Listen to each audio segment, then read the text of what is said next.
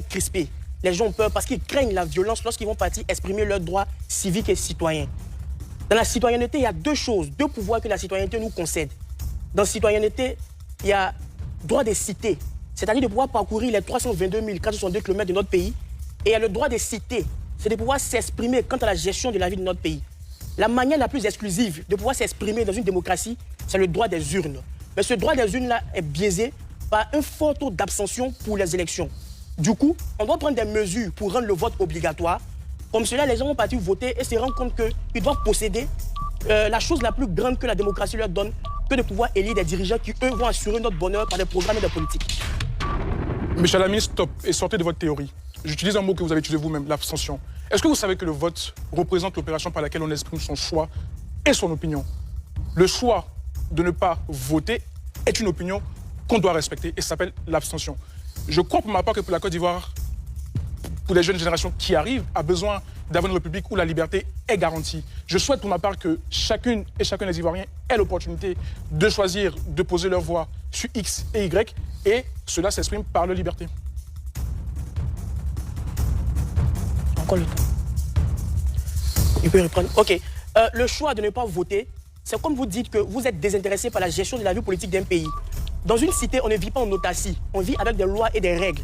Les députés qui sont censés matérialiser notre volonté à l'Assemblée nationale passent par des votes pour être députés. Le président de la République, qui doit pouvoir initier des politiques publiques pour répondre aux besoins d'intérêt général des populations, passe par l'une pour monter. Donc, dire que je ne vote pas de manière délibérée, c'est que vous devez partir d'un endroit où il n'y a pas la terre et les cieux. Parce que aussi longtemps que vous allez appartenir à une république, il faut un minimum d'actions cohérentes, concrètes pour répondre à nos besoins des plus importants aux moins importants. Et cela passe par des hommes. Les hommes là matérialisent cela par des programmes et pour qu'ils puissent avoir des postes sénatoriaux, des postes législatifs, des postes présidentiels, des postes municipaux, il faut qu'on puisse faire des élections. Mais si les gens ne vont pas voter, comment on peut assurer la qualité de ceux qui nous dirigent, donc de ceux qui prennent des décisions pour pouvoir nous gouverner? Est-ce qu'un citoyen qui s'abstient n'est-il pas un démocrate? Un citoyen qui doit choisir entre deux projets, un citoyen qui doit choisir entre deux opportunités qui s'offrent à lui, et pour lui ne se reconnaît pas dans ces deux projets et s'abstient, est-il hors la loi? N'est-il pas un démocrate? Rappelez-vous qu'en Belgique, en 1993, le vote blanc a été institué. Mais il a fallu remarquer que des citoyens belges se sont abstenus de peur à ne pas tomber par des sanctions, de peur frapper par des sanctions, pardon. Donc un citoyen qui ne vote pas aujourd'hui, est-il ou pas un démocrate? Il peut être un démocrate, mais c'est un criminel citoyen.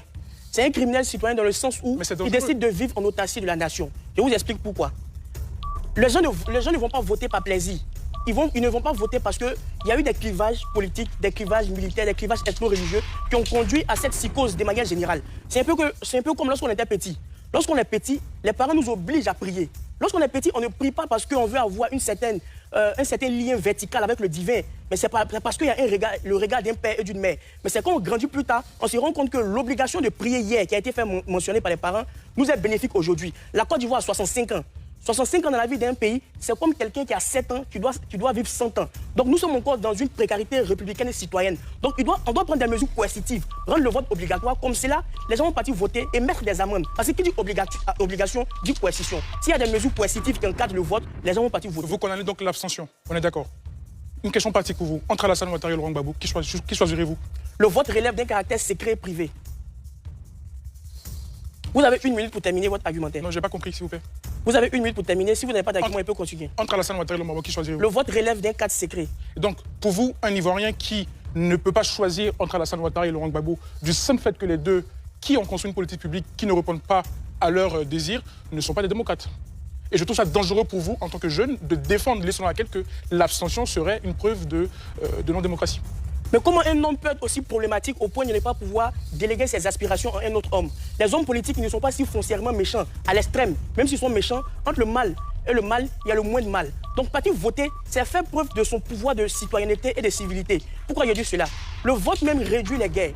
Imaginez-vous un seul instant qu'on dit, après l'élection présidentielle, les patrouilles de police contrôlent ceux qui ont les cartes d'électeurs. Si tu n'as pas ta carte d'électeur, tu payes 100 000 francs.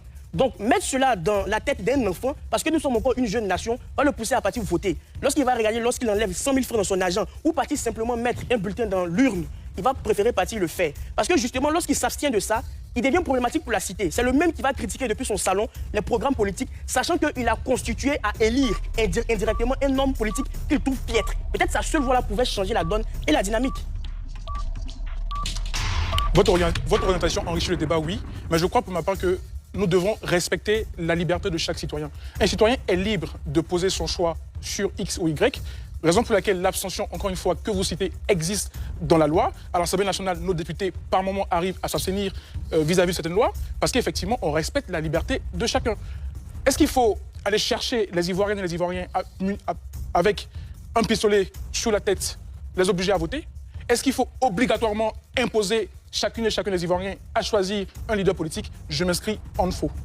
En vrai, le vote n'est pas censé être obligatoire. Mais c'est la précarité et le caractère infantile de la vie citoyenne qui fait qu'on le rend obligatoire. Parce que justement, on n'a pas besoin de dire à quelqu'un de partir voter. Parce que partir voter, c'est l'action qui réjouit le plus le citoyen conscient et bien éduqué. Mais malheureusement, on a été éduqué dans des cellules familiales où le débat politique a été polarisé. On nous a présenté un homme comme bon et un autre homme mauvais. Raison pour laquelle on doit mettre des mesures coercitives pour obliger les gens à partir voter, pour rendre de plus en plus performant notre système de gouvernance. Être ivoirien aujourd'hui, ce n'est pas seulement se moquer des Maliens ou des Camerounais sur les réseaux sociaux. Être ivoirien, ce n'est pas seulement jouir ou bien jubiler lorsque la Côte d'Ivoire remporte la Coupe d'Afrique des Nations. Être ivoirien, ce n'est pas seulement danser au coup du marteau ou dire fier de mon pays. Être ivoirien, c'est de pouvoir prendre le pouvoir que la citoyenneté nous confère pour partir désigner un leader politique qui, lui, à son tour, va pouvoir mener à bien un destin commun dans tous les domaines et micro-domaines de la vie de notre nation. Se mettre en marge de cela, c'est faire preuve de criminalité citoyenne et vous laissez la porte à la forfaiture, vous laissez la porte à l'arbitraire, voire la probabilité qu'un piètre politicien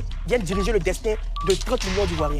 Monsieur Alamine, vous, chef de l'État, en face de vous, Jean-Yves Gué, une élection présidentielle qui décide, en face, encore une fois, de Alassane Ouattara, de Laurent Gbagbo, de ne pas voter parce que Jean-Yves Gué ne se retrouve pas dans les projets politiques publics déployés par ces deux chefs d'État.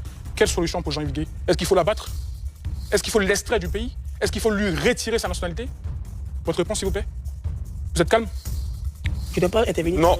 Alors, on va les applaudir bien fort. Ainsi va prendre fin le grand duel ce soir. Je pense qu'au fur et à mesure, on s'habituera, nos invités aussi, à cet exercice.